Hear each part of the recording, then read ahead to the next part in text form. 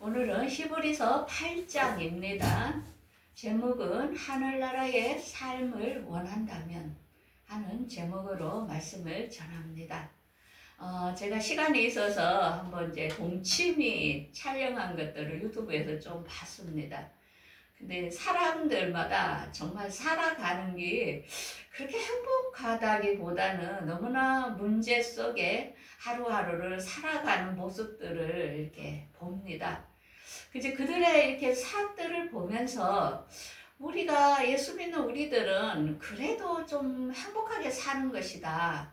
이제 하는 것을 비교하면서 느껴봅니다. 이제 그 원인이 뭘까? 이제 그 이유가 있을 거죠. 각지 세상을 살아가는 거는 같은데. 그래서 이제 보면 연예인들이나 또 뭐 부자들이나 보면은 뭐 돈은 있고 뭐 명예는 있고 하지만 그들 속에 어떤 문제와 아픔과 이런 것들을 보면서 서로가 서로의 갈등 이런 것들을 봅니다. 오늘 저는 여러분들에게 한번 질문을 해보겠습니다. 여러분들의 마음을 누가 통치한다고 생각하십니까? 이 세상 모든 것을 누가 통치를 할까요? 세상도 통치하고 우리 마음도 통치하는데, 근데 우리 마음속에 원망으로 가득 찰 때와 또한 편안함으로 평강으로 가득 찰 때의 상태가 우리가 이 땅에 살지만은 하늘나라와 지옥을 동시에 사는 것을 알 수 있습니다. 그래서 오늘 본문에서는 이 세상에 이 하늘나라 이 세상과 이걸 누가 통치하고 있을까? 그 주인공을 우리에게 말씀해 줍니다.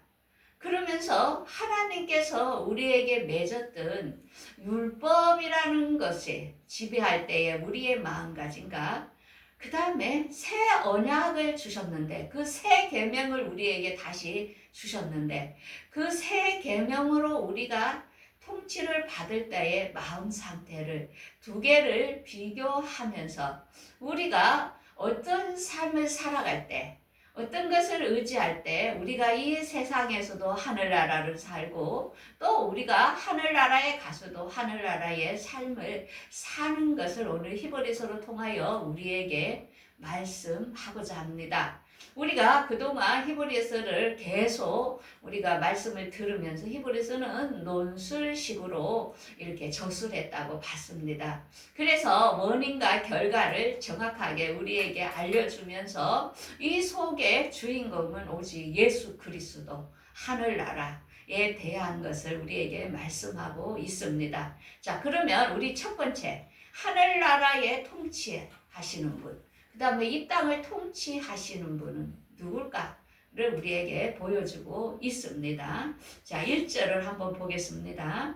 지금 우리가 하는 말은 요점은 이러한 대제사장이 우리에게 있다는 것이라. 그는 하늘에서 지극히 크신 이의 보좌 우편에 앉으셨으니, 그래서 대제사장은 원래 이렇게 예물 제사를 드리고 죄를 사하는 그런 분입니다. 그런 분을 대제사장이라 하는데 하늘에서 하늘나라를 통치하시고 우리의 죄를 다 사하신 그분을 오늘 소개를 합니다. 그래서 우리가 대하늘에 계신 예수님에 대해서 우리가 이야기를 하고 있는데요.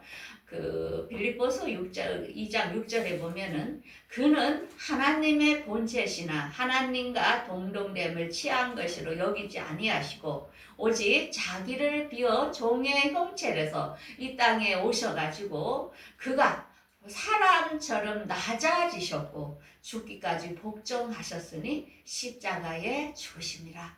그래서 예수님께서는 하늘나라의 그 고향 하늘나라의 사람이지만 그가 직접 인간의 몸으로 이 땅에 오셔가지고 그가 인간으로 태어나셔서 그가 십자가에서 우리의 모든 죄를 사하여 주셨다는 것입니다. 그래서 그는 그 사명을 감당함으로 하나님께서 그에게 어떤 지위를 주셨냐면은 그를 모든 사람들이 그 앞에 무릎을 꿇게 하셨다는 것입니다. 그래서 우리는 아무것도 안 하고 어떤 영광을 얻으려고 하기보다는 우리가 정말 무엇인가를 헌신했을 때에 하나님께서는 그 대가를 치러주는 것을 알 수 있습니다. 그래서 이 땅에 살다 보면 자녀들이 무료로 재산을 얻었을 때에 그 재산을 다 탕진하는 것을 알 수 있습니다.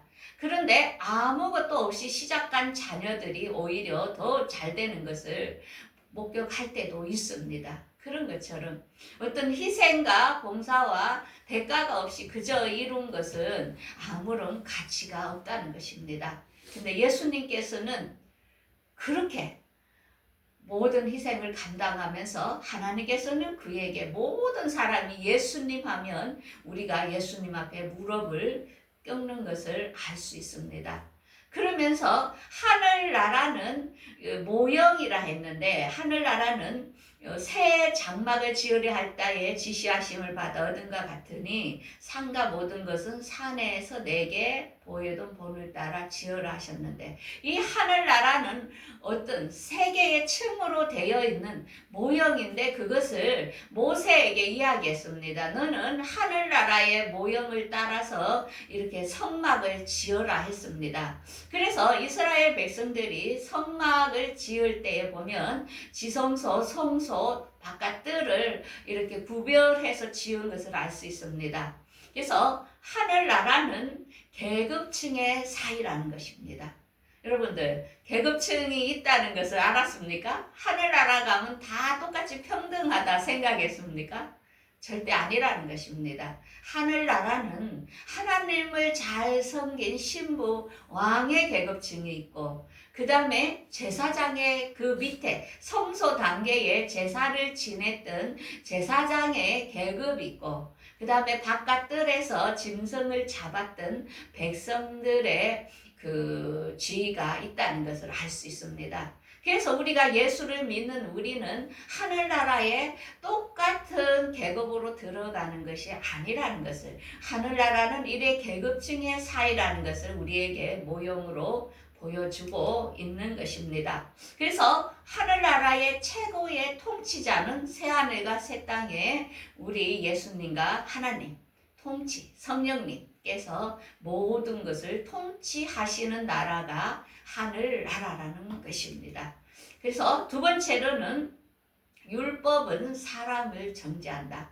하나님께서는 율법을 이스라엘 백성과 언약을 맺었습니다. 근데 율법은 사람을 정죄하고 죄를 알게 한다는 것입니다. 그래서 오늘 7절에 보면 이렇게 말씀합니다. 첫 언약이 무음하였더라면 둘째 것을 요구할 것이 없느니라.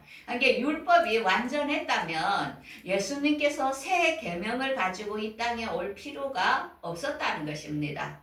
그런데 율법은 부족하다는 것을 우리에게 알려줍니다. 그러면서 하나님께서는 이스라엘과 유다 집과 더불어 언약을 맺었는데 첫 번째 언약은 이스라엘 백성과 시내산에서 율법을 줌으로써 너희들이 이 말씀을 너희들이 지키면은 너가 나의 제사장 나라가 될 것이라고 약속을 했던 게 첫 언약, 율법의 언약입니다. 그래서 이렇게 말씀하죠. 예레미야 31장 1절에서 3절에 여호와의 말씀이 그때에 내가 이스라엘 모든 종족의 하나님이 되고 그들은 내 백성이 되리라 하면서 그들을 칼에서 벗어나 광야에서 은혜를 입었는데 이스라엘 백성으로 안식을 얻게 하려 함이라. 그래서 옛적에 내가 그 애굽에서 고통받던 이스라엘 백성들을 출애굽 시켜가지고 그들과 시내산에서 언약을 맺으면서 너희들이 이 율법의 말씀을 잘 지키면은 너희들은 나의 백성이 되고 이 땅에서 가장 거룩한 백성 나라가 된다고 약속을 했던 것입니다. 그것이 율법 언약, 첫 언약인 것입니다. 그래서 이 율법이라는 것은 어떤 일을 하냐면은 그런지 우리가 무슨 말이 아니요. 율법은 죄나 그럴 수 없느니라. 율법은 율법으로 말미암지 않고는 죄를 알지 못한다 합니다. 우리가 하나님께서 율법을 안 줬다면은 죄가 무엇인지를 알지 못한다는 것입니다. 그래서 이 율법이라는 것은 무엇을 하냐면 사망아 너희 승리가 어디 있느냐, 사망아 내가 쏘는 것이 어디 있느냐, 사망이 쏘는 것은 죄요 죄의 권능은 율법이니라.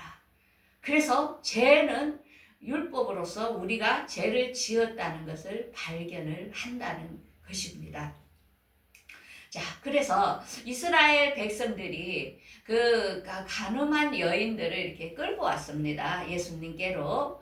그러니까 이제 많은 사람들이 율법에는 이 가늠한 여자를 돌로 쳐라고 이렇게 기록이 되어 있습니다. 근데 우리 예수님께서는 어떻게 말씀하시냐면은 예수님께서 땅에다 이렇게 쓰면서 죄 없는 자가 돌로 먼저 치라고 이렇게 글을 씁니다. 그게 뭡니까?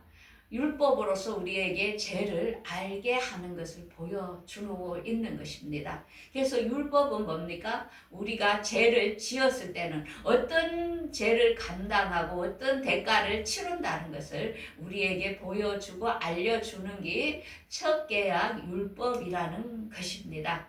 그래서 이 율법은 어떤 일을 하냐면은 하나님의 진노의 날 너의 고집과 회개하지 아니한 마음이 하나님의 의로우신 심판의 그때에 행위대로 보응하신대. 선을 행하여 영광과 존귀로 하고 또 영생으로, 그러니까 착한 일을 율법을 잘 지키는 자들에게는 또 영생으로 주신다 합니다.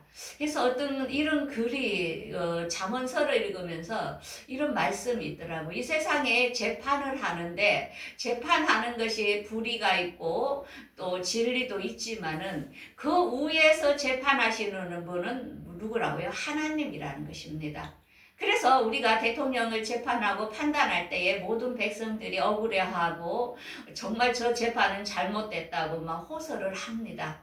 그렇지만은 그 판사 위에 하나님이 계신다는 것입니다. 그래서 우리는 기다려야 됩니다. 왜? 하나님께서는 죄를 그대로 두지 않고 하나님께서는 그 죄악들을 모두 다 펼칠 날이 있다는 것을 알고, 여러분들이 요즘 세상 돌아가는 것에 대하여 울분하고 격분하지만은 여러분들 하나님의 심판이 시간, 우리에게 진노의 시간이 있다는 것을 우리는 알아야 됩니다. 그래서 우리는 누구를 내 마음대로 판단하지 마십시오. 하나님만이 그를 판단할 것이고 그를 심판할 것입니다. 그래서 우리는 그냥 입을 다물고 하나님께서 어떻게 하실지 지켜보는 게 중요하다는 것입니다. 세 번째로 마음에 새긴 사랑의 계명을 또한 말씀하고 있습니다. 그날 후에 이스라엘과 맺은 언약은 이것이니 그들의 생각에 두고 그들의 마음에 이것을 기록하라. 하나님이 그들이 내 백성이 되리라. 내가 다시는 죄를 기억지 않겠다 하는데 그거는 무슨 말씀이냐면은 새로운 언약을 하나님께서 다시 맺었다는 것입니다. 그래서 그 언약은 뭐냐면은 다시 죄를 기억지 않는다는 그런 언약을 하나님께서 맺으셨는데요. 그 언약은 새 언약인데 이 새 언약은 낡아지게 하는 것이 아니라는 것입니다. 그러면 하나님께서 다시 우리하고 맺은 그 언약은 무엇이냐면은 우리에게 마음으로 언약을 하였다는 것입니다. 마음으로 우리에게 글을 썼다는 건데 고린도서 3장에 이렇게 말씀합니다.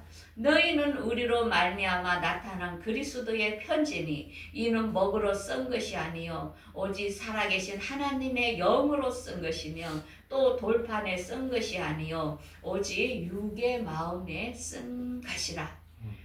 그래서 이 법이 뭐냐면은 그러므로 그리스도 예수 안에 있는 자에게는 결코 정죄함이 없나니 그리스도 예수 안에 있는 생명의 성령의 법이 죄와 사망의 법에서 너를 해방하였다고 합니다. 우리는 누구든지 정말 율법으로 하늘나라에 갈 사람은 하나도 없습니다. 그런데 예수 그리스도의 십자가로 우리 죄를 담당하시면서 예수님의 말씀으로 우리 안에 예수님께서 그 사랑의 계명을 우리에게 마음판에 써 주셨다는 것입니다. 그게 예수님의 말씀인데요. 이 말씀은 누가? 성령께서 우리를 깨닫게 하시고 알게 하여 주시는 성령의 법이라는 것입니다. 그래서 우리는 우리 힘으로는 할 수 없지만 우리 안에 내재해 계시는 성령께서 우리가 사랑으로서 모든 사람을 용서할 수 있는 그런 마음을 주셨다는 것입니다. 그래서 예수님께서 두 번째 손가락으로 이렇게 가늠한 여인이 왔을 때 그 땅에다가 글을 썹니다. 이 땅에다 쓴다는 것은 우리 마음 안에 글을 쓰고 있는 것입니다. 그렇게 글을 쓸 때에 사람들이 양심이 가착이 되어 모든 사람들이 어린아이 어른들이 그 곁을 떠나가고 가늠한 여인 혼자만 예수님과 함께 섰던 것을 우리가 알 수 있습니다. 그런 것처럼 이 새 계명은 무엇이냐면은 새 계명을 너희에게 주노니 서로 사랑하라는 것입니다. 너희가 서로 사랑할 때에 내 제자인 줄 안다는 것입니다. 그래서 이 사랑은 무엇이냐면 사랑하는 자들아 우리가 서로 사랑하라. 하나님을 본 사람은 없으되 우리가 서로 사랑하면 하나님이 우리 안에 거하시고 그의 사랑이 우리 안에 온전히 있다는 것입니다. 그래서 요즘 사람들이 이야기를 이제 우리 고객들도 이야기를 하는 건 무엇이냐면 며느리들에게 엄청 잘해줬는데 나중에 아들이 정말로 그 부모 마음을 모르고 자기 혼자 아들과 며느리를 짝사랑했다면서 이제는 나 그런 사랑 안 할래 하면서 정말 탄식하고 후회하고 이제 하는 그런 고백들을 들었습니다. 그런데 이제 이런 것들을 이야기하시는 100세를 사신 그 교수님이 이렇게 말합니다. 물은 위에서 밑으로 흐르지 절대로 밑에서 위로 못 간다는 것입니다. 그래서 밑에서 위로 흐르게 하려면 엄청난 에너지가 필요하다는 것입니다. 막 돌려가지고 막 물을 역류하게 만들어야 되니까 엄청 힘들잖아요. 그러니까 우리 부모들은 그걸 포기를 합니다. 그냥 하나님도 우리보다 사랑이 크기 때문에 그냥 우리를 사랑한 것입니다. 이유 없이, 값 없이, 그죠? 그런 것처럼 부모는 자식보다 사랑이 크기 때문에 그저 주는 것입니다. 그저 사랑하는 것입니다. 어떤 대가를 바라고 주는 것이 아니고 그저 하나님의 그 사랑이 부모는 하나님보다 사랑이 크지 못하지요. 그런데 하나님은 엄청난 그 사랑 에너지가 있기 때문에 우리 모두를 사랑하고 한 사람 한 사람을 다 사랑하고 있습니다. 그래서 그 사랑을 우리가 알 때 우리도 다른 사람을 사랑할 수 있는 거 용서할 수 있는 것입니다. 그러한 크신 하나님이 어디에? 우리 안에 성령으로 와 계신다는 것입니다. 그래서 고린도전서 3장 16절에 이렇게 말씀하죠. 너희가 하나님의 성전인 것과 하나님의 성령이 너희 안에 계시는 것을 너희가 알지 못하느냐? 그래서 너희들은 하나님의 성전이기 때문에 하나님의 거룩한 가신 같이 우리도 거룩하라고 하는 것입니다. 그래서 이제 그 바리새인들이 이렇게 예수님께 와가지고 하늘나라가 어디에 있습니까? 하늘나라를 이렇게 증명하라고 합니다. 그래서 이제 예전에 그 조용기 목사님이 그런 말씀을 하더라고요. 어떤 사람이 와가 하늘나라가 어디 있습니까? 하니까 그 목사님이 내가 당황을 해가 내가 내일 다시 가르쳐 주겠다고. 그래가 이제 그 목사님 기도를 하면서 이제 고민을 했어요. 어떻게 하늘나라를 가르쳐 주지? 하니까 이제 이 말씀이 생각이 난 거예요. 하늘나라는 여기 있다, 저기 있다도 아니고 너의 안에 있다. 그러니까 그 다음날 그 성도가 와서 물었을 때 당신 어디 삽니까? 당신 주소, 당신 그 안에 당신과 함께 하나님은 계십니다. 이렇게 이제 대답을 해줬다는 것을 이제 제가 들은 적이 있습니다. 그래서 우리 몸의 상태는 어떠냐면은 하나님을 모시지 않는 사람은 육적인 사람입니다. 그는 그냥 이 세상의 의식주만 생각하고 쾌락을 즐기고 살아가는 사람은 그냥 육적인 사람인 것을 짐승과 똑같은 그런 사람입니다. 그런데 혼적인 사람이 있어요. 그냥 생각과 지식으로 하나님을 아는 사람이 있어요. 그걸 혼적인 사람이라 하죠. 그 다음에 진짜 영적인 사람이 있어요. 이 영적인 사람은 정말 하나님의 말씀을 상고하고 그 말씀을 지키려 노력하고 그 말씀대로 살려고 몸부림치는 영적인 사람. 그러면서 안에서 말씀하시는 하나님의 음성을 듣는 사람이 영적인 사람. 이가 하나님의 통치를 받는 사람인 것입니다. 자, 그래서 우리는 우리 안에 누가 영적인 사람은 우리 안에 성령께서 와 계신다는 것입니다. 그러므로 요한복음 16장 13절에 이렇게 말씀하죠. 그러나 진리의 성령이 오시면 너희를 진리 가운데로 인도하시면서 장래일을 우리에게 알려준다는 것입니다. 그래서 우리는 요한계시록과 성경을 많이 보고 있지만은 지금 세상이 앞으로 어떻게 될지를 모르면서 살아가는 사람이 많습니다. 그런데 영적인 사람은 하나님의 말씀을 보면서 앞으로 어떤 단계가 온다는 것을 느끼게 됩니다. 앞으로 우리가 평야조약 다음에는 제3성전이 이스라엘에 건립이 될 거죠.